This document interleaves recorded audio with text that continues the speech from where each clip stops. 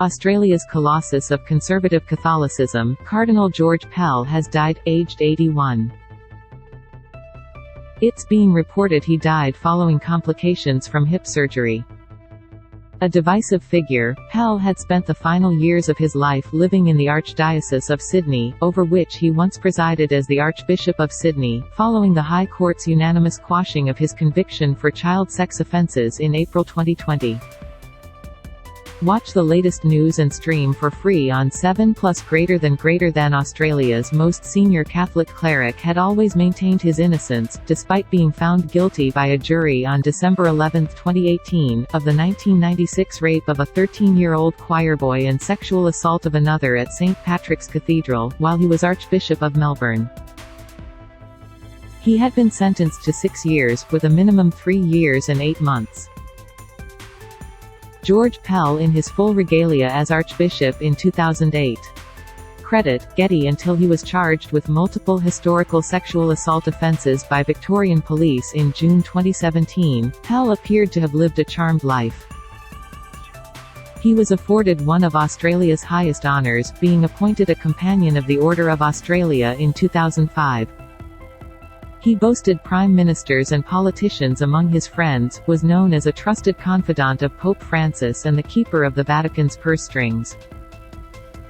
Renowned in the Church for his administrative ability, Pell was the prefect of the Vatican's Secretariat for the Economy, a position to which he had been appointed in 2014 when it was established by Pope Francis.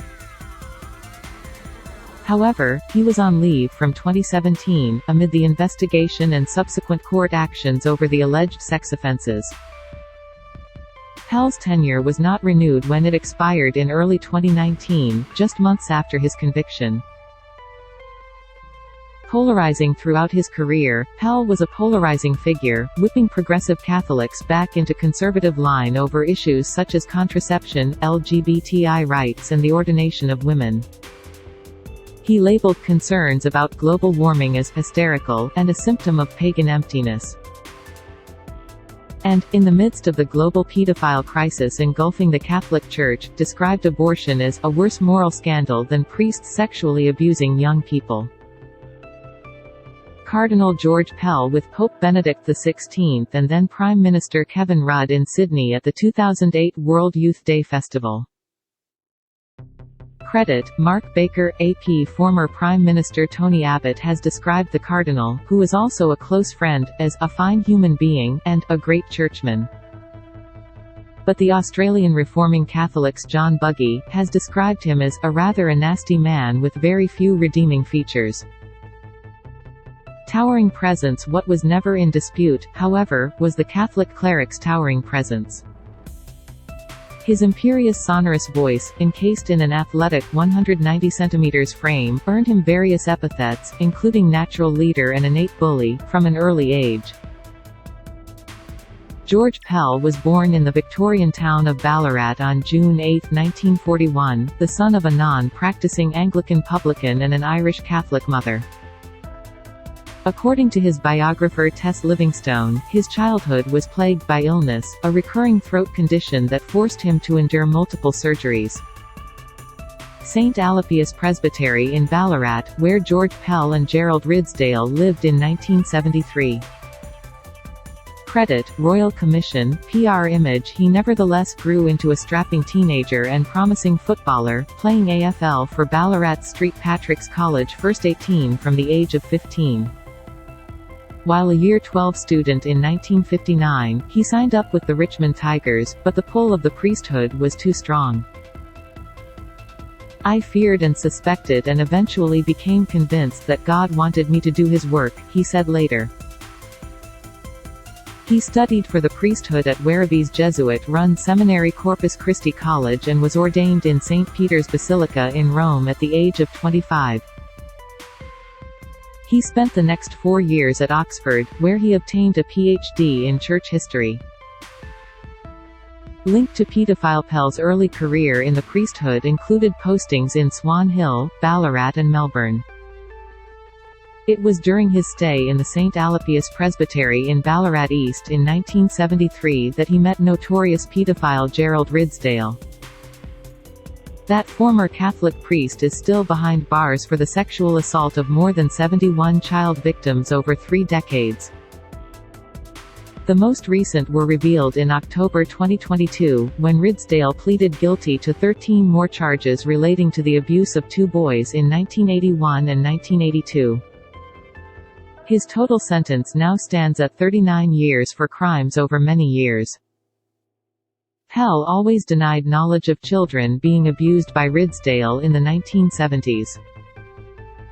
A sad story in 1993, by then Bishop for the southern region of Melbourne, Pell attracted widespread reprobation after he was photographed accompanying the sex offender to court. This was to be the beginning of a seemingly endless wave of rumors, accusations and denials over Pell and his handling of child sex abuse in the Australian Catholic Church. Giving testimony to the Royal Commission into Institutional Responses to Child Sexual Abuse via videolink in Rome in March 2016, he told the inquiry that once he became aware Ridsdale's offending, he viewed it as a sad story and it wasn't of much interest to me.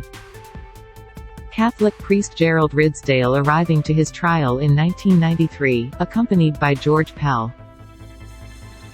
Credit: AAP Pell was named 7th Archbishop of Melbourne in July 1996. By then, he had already distinguished himself in Rome, becoming known as one of the Vatican's most effective hardliners in the Church's powerful Congregation for the Doctrine of the Faith, effectively the modern-day version of the Inquisition. Fewer than 4 months after receiving his archbishop's pallium from Pope John Paul II, Pell instituted his so-called Melbourne Response to deal with claims of child sexual abuse in the Melbourne Archdiocese. He beat by 5 months the Australian Catholic Bishops' Conference's Towards Healing, national approach to dealing with the growing scandal of pedophilia in the Church, which took effect in March 1997.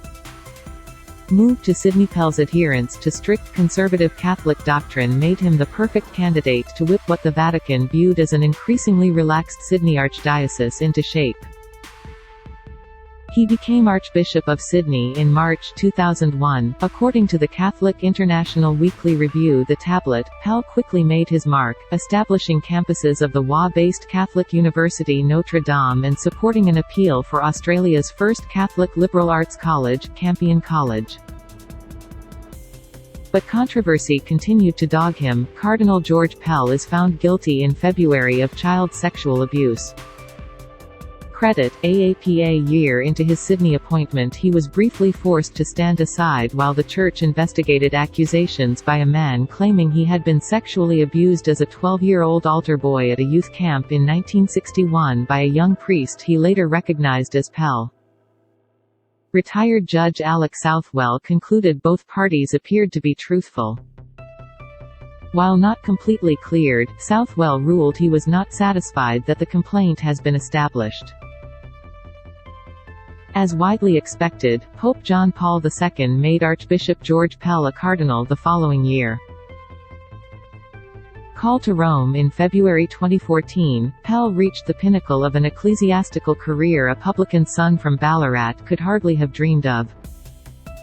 Pope Francis appointed him prefect of the new Secretariat for the Economy, making the Australian cardinal the treasurer of the Holy See and the Vatican's enormous wealth.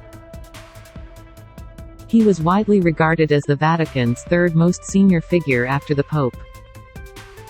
Cardinal George Pell is led away from court in handcuffs. Credit: AAP. The same year, Pell gave his first of several testimonies to the Royal Commission and a Victorian parliamentary inquiry into the handling of child abuse allegations by religious organisations.